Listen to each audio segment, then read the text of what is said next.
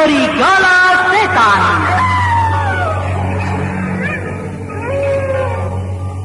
Mempersembahkan berkelana di malam yang tenang, pemandangan kembang bersama serigala setan melakukan hidup tenang. Itulah serigala setan. Siapapun yang terlibat pembunuhan atas suamiku, mereka tak akan pernah tentram dalam hidupnya. Kalian akan terus mengalami ketakutan manakala mendengar rolongan serigala setan. Serigala Setan. Kisah petualangan manusia dari dunia gelap yang merubah dirinya menjadi seekor serigala yang bisa bercakap-cakap seperti manusia.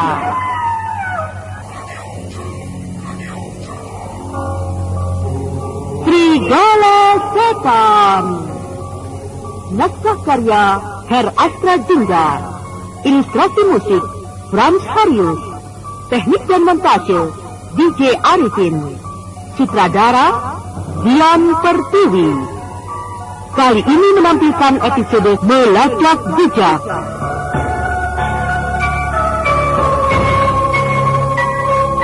Dalam seri yang pertama ini dimainkan oleh Husn Pontian sebagai pembelajar, Halyono sebagai penduduk, Nando sebagai seseorang, dan Suryadin sebagai siluman barong. Pembawa cerita Eli Kusuma. Selamat mendengarkan.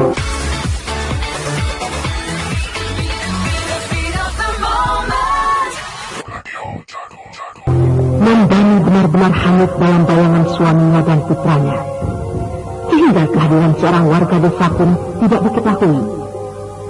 Namun setelah Nandani berlalu dari hadapan salah seorang warga, ternyata warga desa itu pun dikejutkan oleh laki-laki bercadar.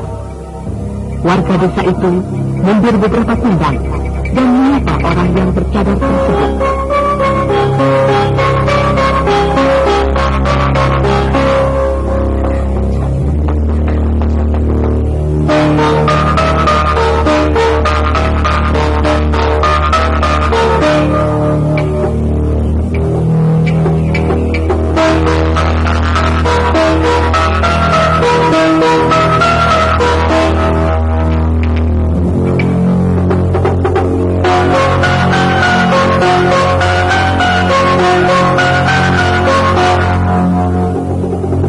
Siapapun tidak berhak mengganggu perempuan itu.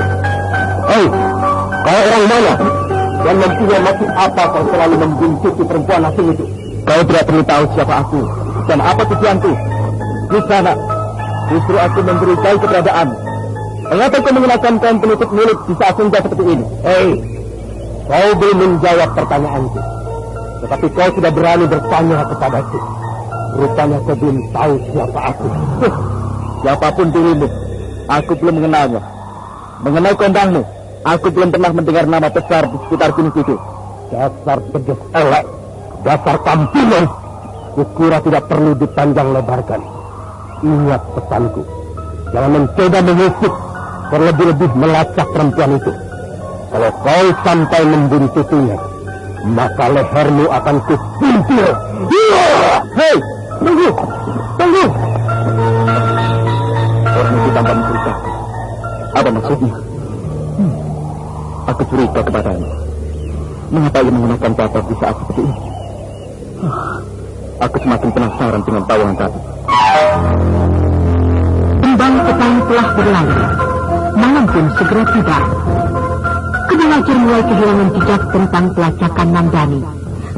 Namun di sebuah bukit kapur di daerah Gunung Kidul, Kebelajar sedang bertanya kepada salah seorang penghuni perkampungan terpencil. Jadi kau tidak melihat adanya seorang perempuan asing yang berada di sekitar tempat ini, Pak Tua? Tidak di sana. Penduduk ini sudah paling ujung. Pedukuhan terpencil di wilayah Gunung Kidul. Maka jika ada orang yang memasuki wilayah ini, pasti aku mengetahuinya. Sial. Aku benar-benar kehilangan lata. Maaf, Siapakah yang Kisanak maksudkan itu? Kau tidak perlu tahu tentang urusanku. Hei, Patua, katakan padaku. Barangkali kau mengetahui di sekitar tempat ini, di mana tempat tinggal seorang sakti, atau setidak-tidaknya dukun yang mengetahui tentang nujum. Di sini tidak ada orang sakti. Namanya saja Gunung Kidul, tempat yang tandus. Walaupun ada, ya pastilah hanya seorang dukun bayi, ataupun seorang dukun yang bisa nyuwuk anak kecil supaya tidak rewel. Mengapa Kisanak meludahi mukaku? Benar.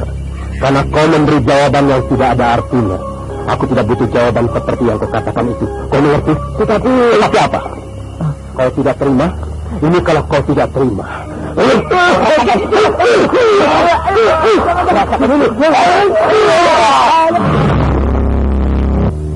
Rambut laki-laki tua itu bodol segenggam saat Kebelajar menjambak dengan kuatnya. Kebelajar pun segera berlalu dengan perasaan acuh. Sementara laki-laki dusun itu hanya bisa menggigil ketakutan sambil memegang kepalanya bekas rambutnya yang jebol itu. Tidak lama kemudian muncul orang lain yang pernah ketemu Kebelajar.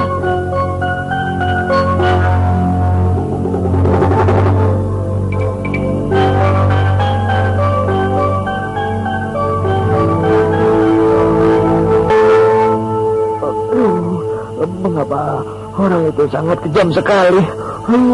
Rambutku jebol di jambaknya. Kasihan sekali nasibmu, Pak Tua.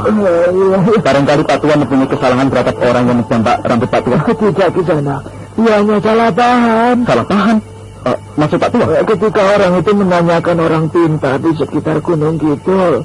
Ya, tetapi ketika aku jawab bahwa di sekitar Gunung Kidul tidak ada orang pintar atau orang linasis, ya aku hanya mengatakan apa adanya, yaitu kecuali dukun bayi atau dukun yang bisa nyuwuk anak kecil supaya tidak rewel. Dia tidak terima atas keteranganku ini.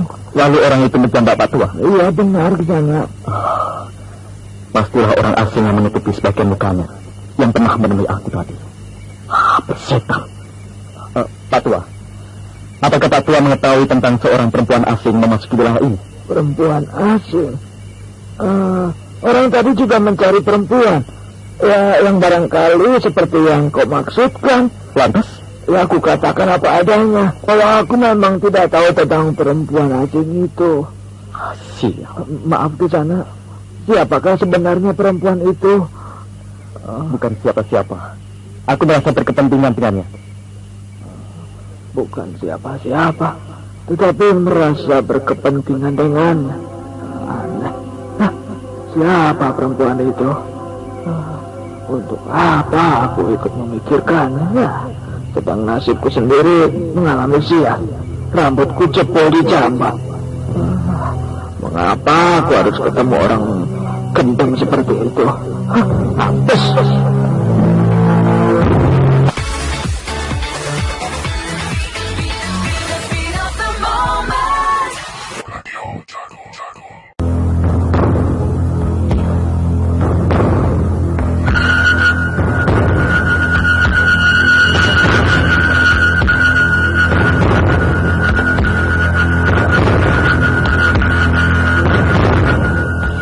Kepara tidak bisa ketemu Kanandani. Sekarang malah ada gerak yang mencurigakan. Hei, siapa di situ? Manusia atau binatang? Ayo jawab. Tidak menjawab. Jangan-jangan memang manusia. Mendengar geraknya seperti gerak manusia, akan kutangkap orang itu. Lepaskan aku! Lepaskan aku! Setan, rupanya kau masih juga membuntuti aku. Sekarang benar-benar kucincir lehermu. Kau rasakan ini.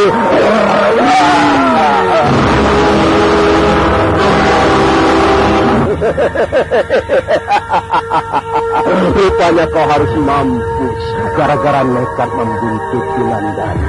Umurmu memang hanya sampai di sini. Tubuh Kebelajar segera melesat jauh.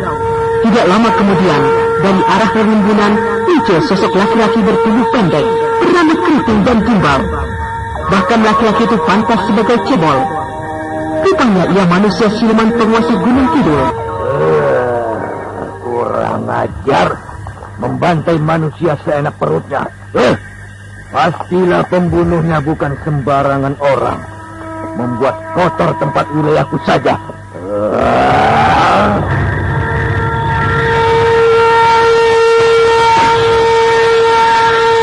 Setan alas. Rupanya tempat ini tempat keramat. Baru saja aku mendengar sebuah raungan yang memekakan telinga. Jangan-jangan hantu Gunung Kidul.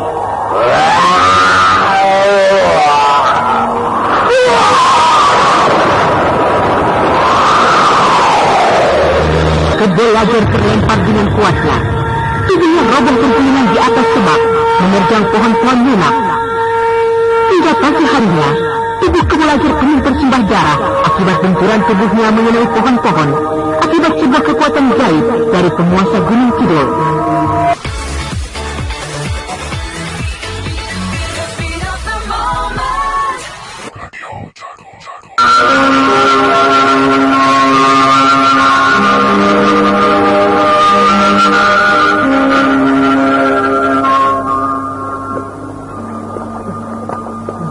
Rupanya ada orang mati di tepi sungai ini. Mati atau memang tubuhnya penuh luka dan bersimbah darah. Rupanya luka itu diakibatkan sebuah benturan. Sebaiknya kubalikkan saja tubuhnya. Bukankah orang ini yang menjambak rambutku hingga bobol semalam? Mengapa dia mengalami nasib yang malam? Jangan-jangan sedang bertarung melawan siluman penguasa Gunung Kidul. Ya, kalau mengingat jahatnya, sebenarnya aku enggan menolong orang ini. Sebab dia telah menjambak rambutku hingga bobol segenggam. Tapi kasihan orang ini. Baiknya aku siram air saja, biar siuman. Dengan tempat air apa adanya, maka orang desa itu segera menyiramkan air kali tepat di atas kepalanya. Maka perlahan-lahan kedua lajar itu menggeliat, dan kini orang desa itu segera menyiramnya lagi.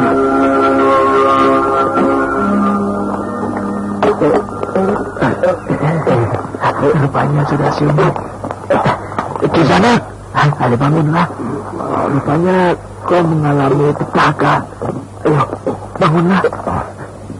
Dadaku, tulang igaku seperti remuk dan kakiku seperti patah. Kalau begitu, bersabarlah di sini. Aku akan mencarikan air bersih guna membersihkan bagian luka yang terkena darah mengering. Tunggu sebentar ke sana. Mengapa aku bisa mengalami nasib seperti ini?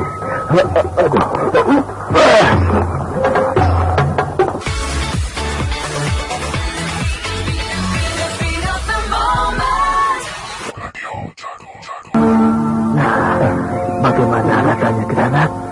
Sudah membaik? Sudah. Terima kasih. Kau baik sekali, Pak Tua. Kau telah menolong. Sudah biasa.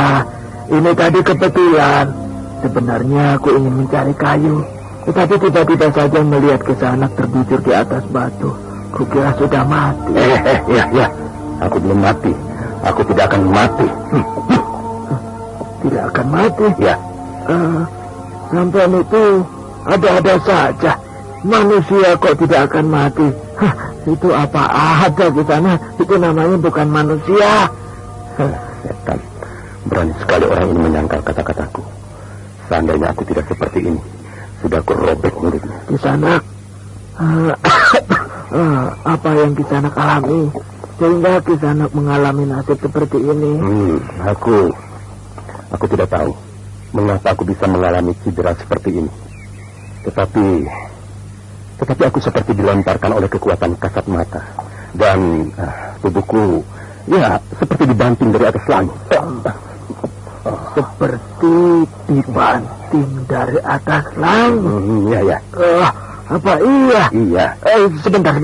apakah Kisanak sedang bertarung dengan penguasa Gunung Kidul? Siapa?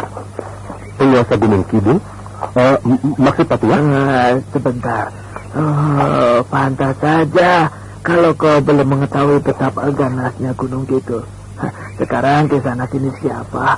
Dan dari mana asalnya? Aku harus berbohong. Untuk apa berterus terang padanya? Yang penting aku harus mendapat keterangan orang ini. Aku dari Belambangan. Namaku Wangsa Jenar.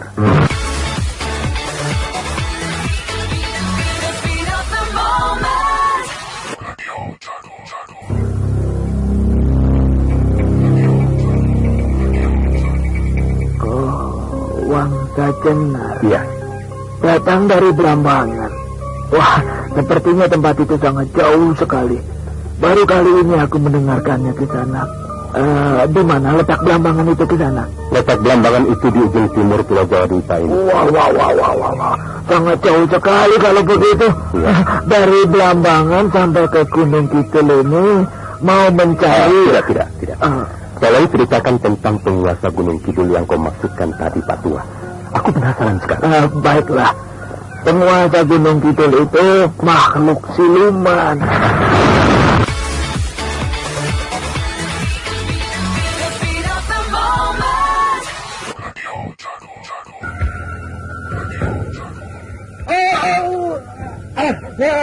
Aduh, nyeri sekali rasanya. Lantas bagaimana perwujudan siluman penguasa Gunung Kidul itu, Pak Tua? Kok seperti yang aku ceritakan tadi. Dia makhluk siluman yang konon terkenal sakti mandraguna. Tetapi dia sejenis siluman. Siluman? Iya. Barangkali saja siluman itu adalah raja di sekitar Gunung Kidul. Karena aku sendiri juga jarang sekali menjamah wilayah Gunung Kidul bagian sana. Ya, paling-paling hanya di sekitar tempat ini. Mencari kayu bakar serta daun-daun jati untuk kami jual. Siluman itu juga sering mengganggu manusia di sekitar peti Gunung Kidul, Pak Tua. Secara langsung memang tidak. Tapi barangkali saja anak buahnya yang suka mengganggu warga di sekitar Gunung Kidul. Maaf, ada apakah sebenarnya Kisanak hingga ke tempat ini? Bukankah Kisanak datang dari tempat yang amat jauh, Belambangan? Laki-laki tua ini masih saja menanyakan maksud dan tujuanku. Menyebalkan sekali. Bukankah sudah kukatakan aku mempunyai urusan dengan perempuan asing yang kucari-cari itu, Pak Tua? Oh, iya, aku lupa Kisanak. Pak Tua, kau mempunyai air minum? Oh, tentu saja aku membawanya Kisanak. Ini, ayo, minumlah. Iya. Kalau air minumku habis di tengahnya. Oh, segar sekali tubuhku. Sekalipun tubuhku masih terasa sangat nyeri dan kesemutan. Maaf, apakah Kisanak sudah mampu berjalan kembali? Karena tampaknya Kisanak sangat merasakan sakit berat. Akan kucoba, Ki.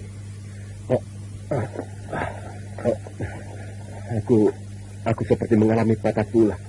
Oh, kalau begitu berpeganglah pada tanganku. Ayo. Atau kalau perlu, mari singgah bareng sesaat di pondokku. Ya, baiklah Pak Tua.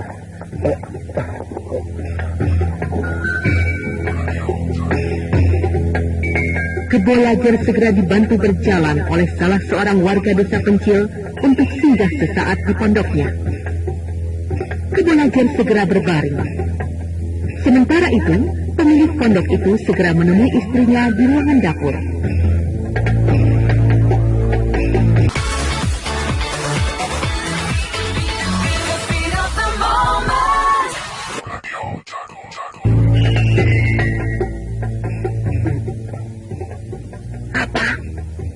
Mengapa kau mau saja menolong orang itu, Pak Ning? Bukankah orang itu sudah membuatmu celaka? Mengapa kau masih saja menolongnya? Dengar, aku hanya menolong saja. Kasihan dengan orang itu karena tubuhnya penuh luka. Menolong. Wong dia telah mencelakai kamu kok ditolong. Bukankah dia telah menjambak rambutmu hingga bodol? Mengapa kau masih saja menaruh iba padanya? Biar saja ia mampus. Nih, Dia itu butuh pertolongan. Apa salahnya kalau aku menolongnya? Jadi kamu ini sok berjiwa sosial. Begitu toh? Orang berjiwa sosial itu ya hitung-hitung. Mbok nih. Tidak usah mbok nih. Urus saja sendiri sana. Aku ini sebenarnya kasihan dengan dirimu, Pak Nih. Kok malah kamu ini ribut urus orang lain? Dia telah mencelakaimu. Sudah sana, urus sendiri. Aku mau ngeliwat. Payah.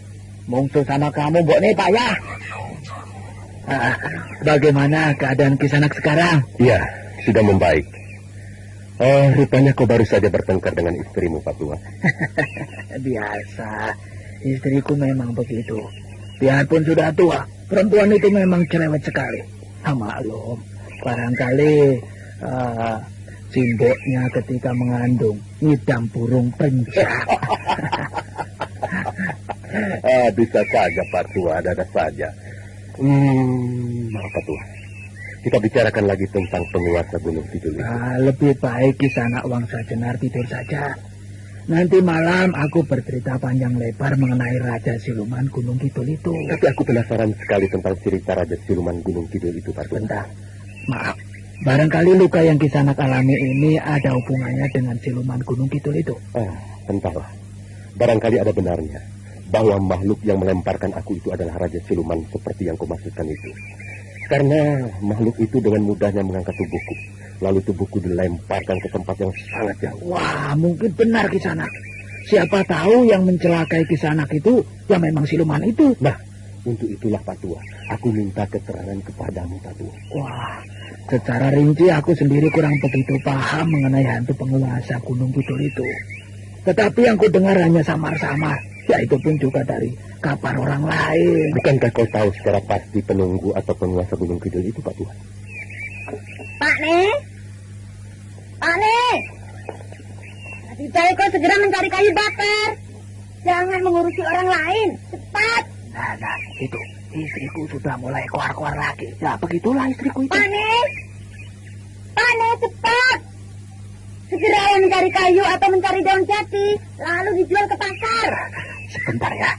Sebaiknya Ki Wangsa Jenar di sini dulu. Aku akan menemui istriku yang cerewet itu. Baik, Pak Tua.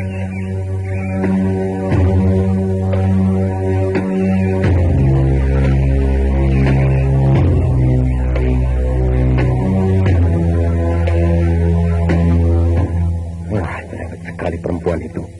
Tapi kalau aku pikir-pikir benar juga, aku memang harus dibencinya. Setan. Pokoknya aku harus sampai sembuh di tempat ini, baru kemudian mencari Nandani.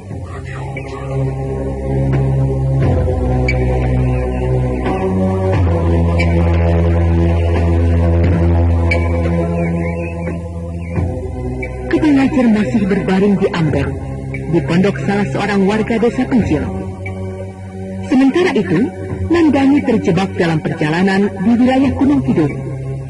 Ia bagaikan kehilangan jejak yang sulit ditembus dengan daya pikir manusia wajar.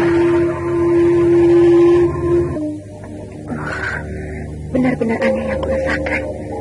Mengapa aku sulit sekali keluar dari wilayah pegunungan ini?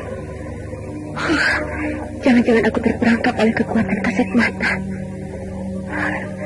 Barangkali benar apa yang dikatakan warga desa yang membutuhkan aku, bahwa di sekitar Gunung Kidul ini banyak binatang buas, bahkan makhluk hantu.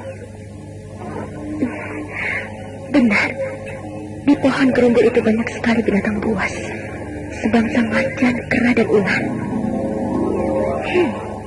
Aku tidak ingat lagi. Sudah berapa hari suamiku dibawa kabur oleh makhluk aneh menyerupai manusia. Suamiku Kakang Mahesa Danu. Nandani! Aku di sini, Nandani!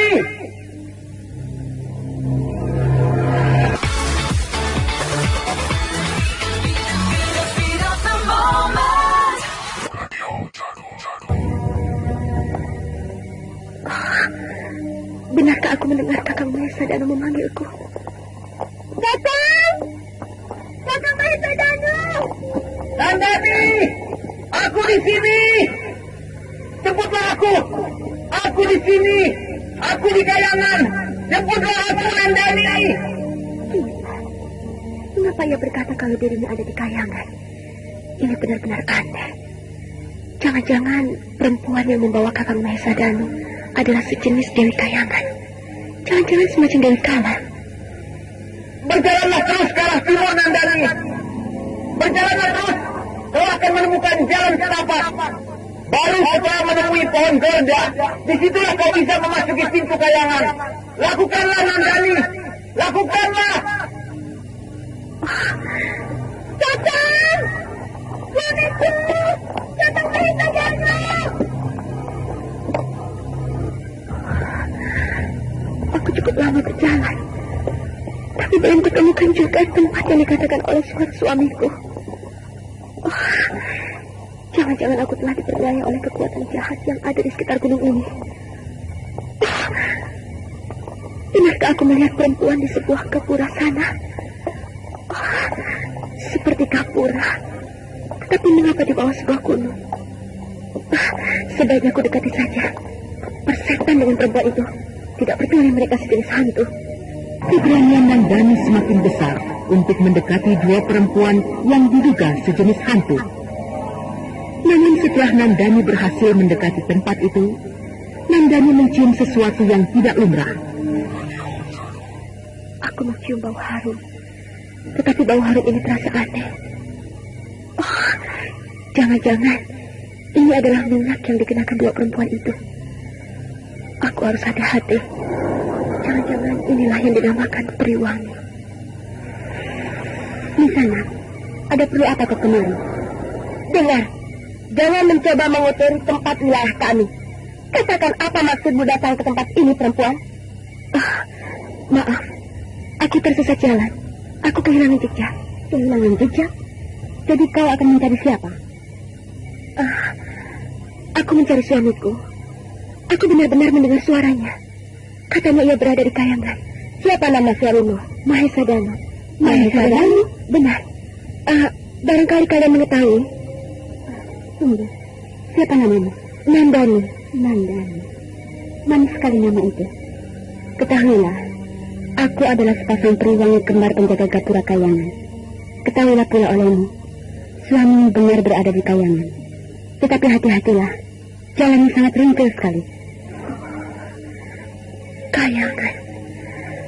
Kalau tempat ini sarana menuju kayangan, mengapa penjaganya peri kembar? Dan jangan-jangan dua peri kembar ini hanya menjebakku. Nandani, rupanya kau kurang percaya kalau gapura ini salah satu tempat menuju kayangan. Kalau kau ingin bertemu dengan suamimu, sebaiknya segera saja, karena sebentar lagi tempat ini akan tertutup. Bisa juga. Dua peri ini barangkali anak buah dari perempuan sakti yang membawa terbang suamiku.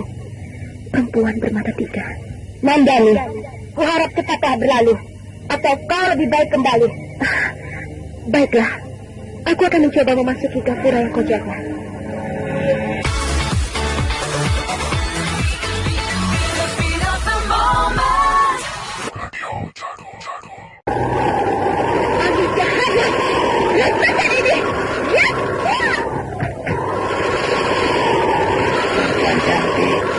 Kau telah masuk ke dalam perangkapku. Nah, sekarang kau akan kulemparkan ke pasir layu. Kau pantas menjadi kelangsunganku. Rasakan ini. Iya.